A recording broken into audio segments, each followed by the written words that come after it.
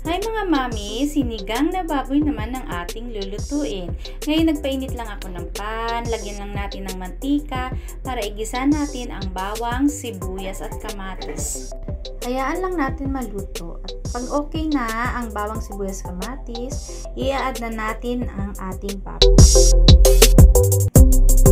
Igisa lang natin ang ating baboy. Pag nahalo na natin ng maigi, lagyan na natin ng pamintang buo at asin. Pagkalagay ng paminta at asin, haluin lang natin ng mabuti. At mamaya, tatakpan natin ang ating baboy para maluto siya ng kaunti.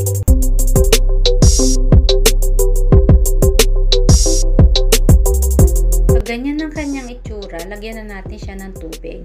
2 litro nga pala ang nilagay kong tubig dyan kasi palalambutin pa natin ang ating baboy. Pagkatapos natin lagyan ng tubig ang ating sinigang, takpan natin ulit at hayaan natin lumambot ang ating baboy.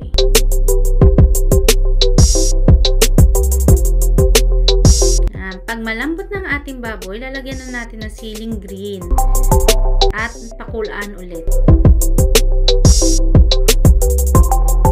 I-add na rin natin ang ating sinigang sa gabi mix. Nag-add ako ng patis kasi medyo matabang siya, kaya nag-add ako. Haluin lang natin ng kaunti, tapos takpan na ulit natin para makumulo ulit ang ating sabaw. Pagkakulo, pwede na natin ilagay ang ating gulay, ang okra at talong. Tapos, takpan lang natin ulit ng kaunti. Pagkakulo ng ating sabaw, pwede na natin i-add ang ating kangkong.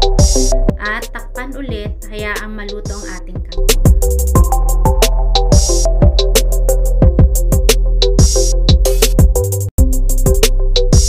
Pagluto na lahat ang gulay, pwede na natin ihain ang ating sinigang na baboy. Enjoy! Thank you for watching mga mamis!